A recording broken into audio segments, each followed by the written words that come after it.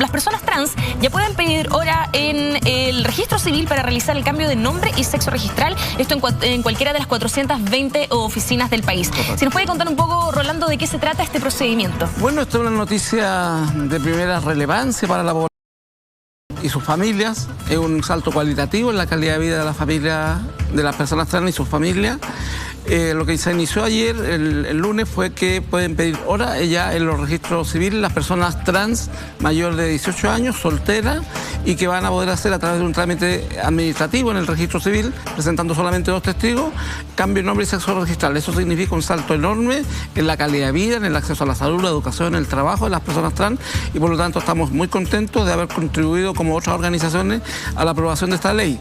Esta ley, a partir del 27 de diciembre, se empiezan a hacer las audiencias especiales, donde un oficial del registro civil, previamente capacitado para eso, va a entrevistar a esta persona y en 45 días más, en promedio, debiera poder retirar su cédula de identidad con su nombre, con la identidad de género que esa persona ha definido que le corresponde, y por lo tanto el trámite, que duraba 2, 3, 4, incluso más años, que era un juicio civil de cambio de nombre y sexo registral, se reduce en el caso de las personas solteras a 45 días, solamente con la presentación de 2 testigos, y no hay ningún trámite más. Y su carnet de identidad se renueva y su partida de nacimiento. Así que es una tremenda noticia que costó 5 o 7 años aproximadamente sacarla adelante.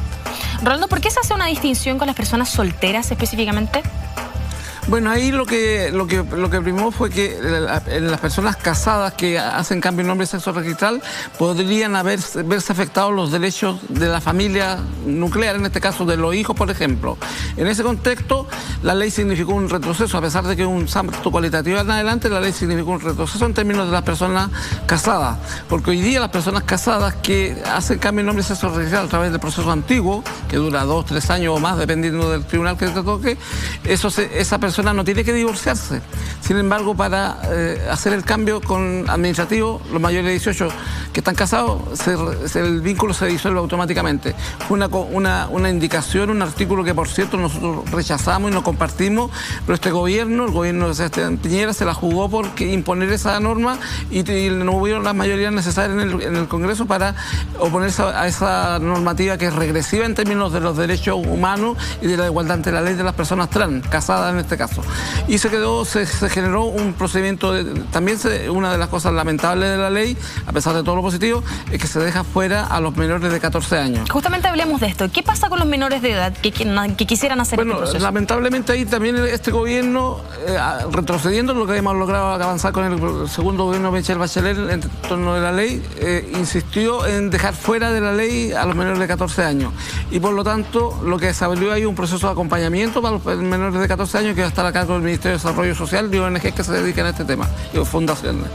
Es lamentable porque las estadísticas nos señalan, por investigaciones que hemos hecho en Chile, que más del 60% de los niños trans saben antes de los 10 años que son trans, y por lo tanto ya incluso hay fallos en tribunales civiles donde jueces de la República le han reconocido cambio de nombre y sexo registral a personas trans de 5, 6, 7 años, y por lo tanto eso va en el sentido correcto. Lamentablemente el sesgo ideológico y político del Ministerio de Justicia de este gobierno dejó fuera a los menores de 14 años.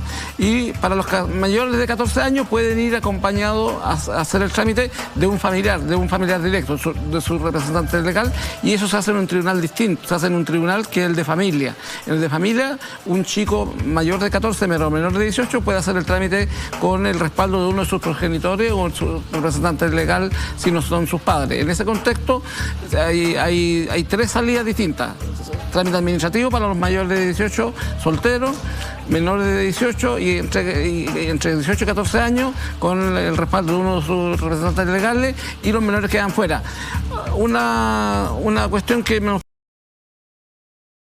Para los menores de 14 años se va a seguir estando la posibilidad, no sabemos cómo van a reaccionar los jueces ante la aparición de la nueva ley, pero va a seguir vigente la ley antigua de cambio de nombre y sexo registral. Por lo tanto, eventualmente hay familias que podrían recurrir a la antigua ley para lograr que sus hijos menores de 14 hacia abajo puedan acceder a cambio de nombre y sexo registral, y esperamos que los tribunales civiles mantengan esa tendencia que te decía yo, que ya ha significado que hay reconocimiento de identidad de género a niños y niñas trans menores de 14 años, incluso una de 7 años. En ese contexto, nos parece que va a haber que en el mediano plazo, lamentablemente, a pesar de la advertencia al gobierno y al Congreso, modificar la ley de identidad de género para que incluya a los menores de 14 años también, en su momento.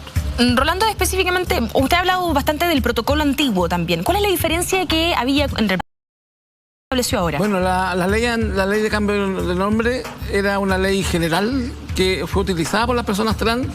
No sabemos cuál fue el primer caso que se dio en Chile hace ya 20 o 30 años, pero era una ley que significaba que tú tenías que contratar a un abogado y hacer una demanda civil ante un tribunal civil de la República, donde era el que daba criterio del juez si concedía o no concedía el cambio de nombre y sexo registral.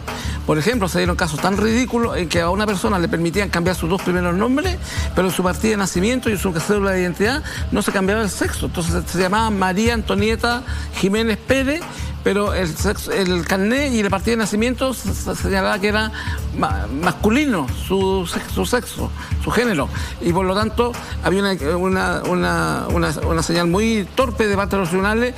Eso sacaba, esa discrecionalidad sacaba con la ley. Ahora las personas mayores de 18 años, solteras, que van al registro civil en un trámite administrativo, solo con la presentación de los testigos en un plazo no máximo de 45 días, puede hacer cambio de nombre de sexo registral, y el registro civil no tiene ninguna autoridad para desconocer esa petición. Por lo tanto, es sí o sí. Ya tendría que violar específicamente la ley. Por ejemplo, presentar una solicitud estando casada. ¿Ya? En ese contexto, y el registro civil. Las personas casadas, trans, hombres o mujeres trans, tienen que hacer el trámite en un tribunal de familia, al igual que los menores de 14 años. Rolando, este es un primer paso, digamos, para poder, que seguramente hay que ampliar esta ley y los protocolos que vienen con esto. ¿Cuáles serían los siguientes pasos para ustedes?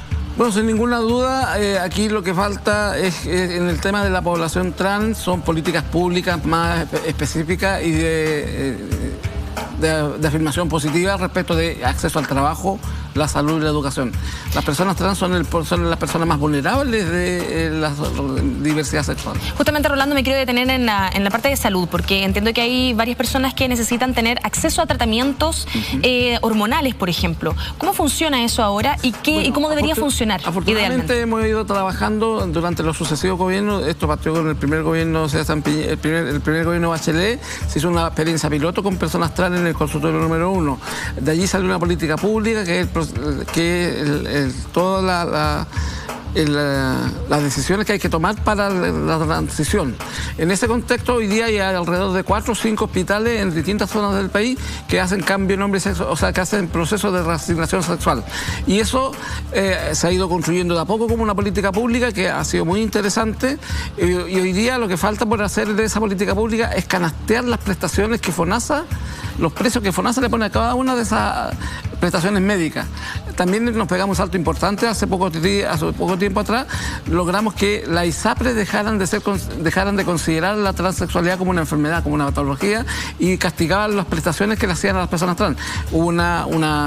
Presentamos una demanda que terminó en la Corte Suprema, donde la Corte Suprema le ordena, y la Superintendencia hizo lo propio, respecto de que no se considera nunca más una patología la transexualidad, y por lo tanto los planes de salud que ofrezcan la ISAPRE no pueden partir de esa premisa y castigar los beneficios de estas personas trans. Así que hay noticias buenas en términos de que en el tema de los procesos de reasignación sexual hay 4 o 5 hospitales que tienen clínicas y un grupo especializado de distintos profesionales para abordar la temática de la transexualidad, y eso se ha venido construyendo en los últimos 3 gobiernos sin ninguna duda, y eso ha avanzado bien. Hoy día puede que haya listas de espera para personas trans para reasignación sexual, pero todo ese proceso le sale gratuito a las personas que están en el tramo A de FONASA, y por lo tanto la ley que se entra en vigencia ahora el 27 con las audiencias especiales, el registro civil, viene a complementar una política de salud que venía avanzando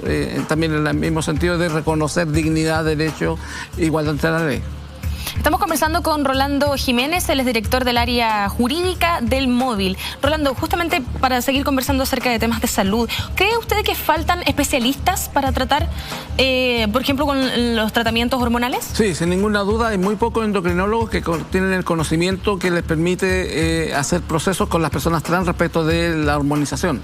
Hay falta de cirujanos que sean expertos en las técnicas quirúrgicas que son pertinentes para una operación de reasignación sexual, sea un hombre o una mujer. Entonces, por cierto que faltan especialistas en la materia. Se dio un paso, logramos, en el primer gobierno de Sebastián Piñera, logramos que el ministro Mañalich de la época financiara el ministerio la capacitación de 3 urólogos que capacitó el doctor Macmillan, que fue el que empezó con la operación en Chile, y esos 3 cirujanos están hoy día operando en 3 hospitales distintos, por lo tanto se amplió la capacidad, pero sin ninguna duda faltan endocrinólogos, muchos psicólogos y psiquiatras que no tienen ni idea respecto de fenómenos de sexualidad, lo abordan como patología, y sin ninguna duda hay que intervenir las mallas curriculares de la formación docente de estos profesionales, y eso podría ser la solución en el mediano plazo respecto del déficit que hay de especialistas en términos de la población trans. Rolando, lo quiero llevar a una noticia que apareció en Publimetro hoy día, es el testimonio de Valeria Pinto. Ella dice que por fin podrán reconocerme como siempre he sido desde niña, desde los 5 años que me di cuenta de que era mujer. Para mí fue un día muy esperado por mucha gente. Hay gente que murió esperando, mucha gente que luchó por esto y por esta ley, por este reconocimiento. Lo sacamos adelante con mucha dificultad. Ella habla de hecho también de su sueño de ser mamá. Dice que le gustaría mucho adoptar. Según sus palabras, es darle todo mi cariño a un niño o una niña. Es algo que no se habla en Chile, de la maternidad trans. Desde la experiencia que usted ha tenido en Móvil, ¿qué significa para una persona cuando se hace este cambio de sexo registral? Bueno, sin ninguna duda, en la última semana, ayer y anteayer, tuve una cantidad enorme de llamados telefónicos, de mail, de Twitter, de gente pidiendo información respecto de cómo se operaba la ley. Y la felicidad de los padres, de las madres, de las personas trans que han llamado en estos días y con las que estamos en contacto permanente. Ayer estuvimos en el registro civil conversando sobre el tema con el registro civil. Hay un antes y un después respecto a esta ley. Sin ninguna duda, la violencia cotidiana que vive la población trans, femenina y masculina, es un dato de la realidad. Como te decía hace un rato, el sector más vulnerable es la población de diversidad sexual.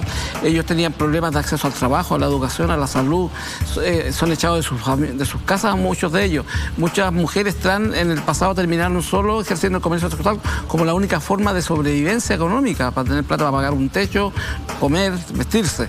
En ese contexto, hoy día hay un cambio cultural muy interesante. En los colegios ya los niños y niñas trans no están siendo expulsados del colegio, ya no los marginan, y por lo tanto hay políticas públicas en educación que protegen los derechos de la población trans.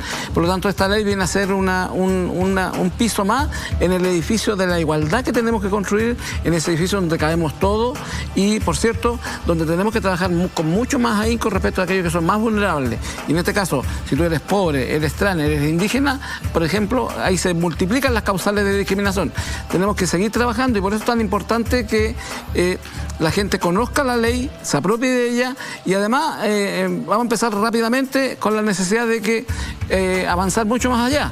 Hay que trabajar duramente para que la ley incorpore más temprano que tarde a los menores de 14 años, porque como te decía esta chica que tú señalabas, ella se dio cuenta a los 5 años. Bueno, ese es el dato duro de la realidad. Eso es lo que nos pasa siempre con niños y niñas trans. Nos dicen, yo a los 4, 5, 6 años yo sabía que tenía una diferencia, y esa diferencia tenía que ver con el sexo que me asignaron al nacer. Bueno, eso les significaba una serie de problemas en la cotidianeidad que hoy día afortunadamente están desapareciendo desde el ámbito de la familia. Es muy lindo, es muy hermoso, es muy emotivo ver llegar familias con niños de 14, 12, 13 años a la sede del Móvil, porque van a pedir apoyo con terapéutico, van a pedir apoyo para ver cómo hacer el cambio de nombre y sexo registral. Hace 10, 15 años atrás, los adultos trans, las personas trans, solo se asumían alrededor de los 27, 30 años. O sea, toda una vida viviendo el estigma, el maltrato por una identidad de género que no se condecía legalmente con la que ellos sentían.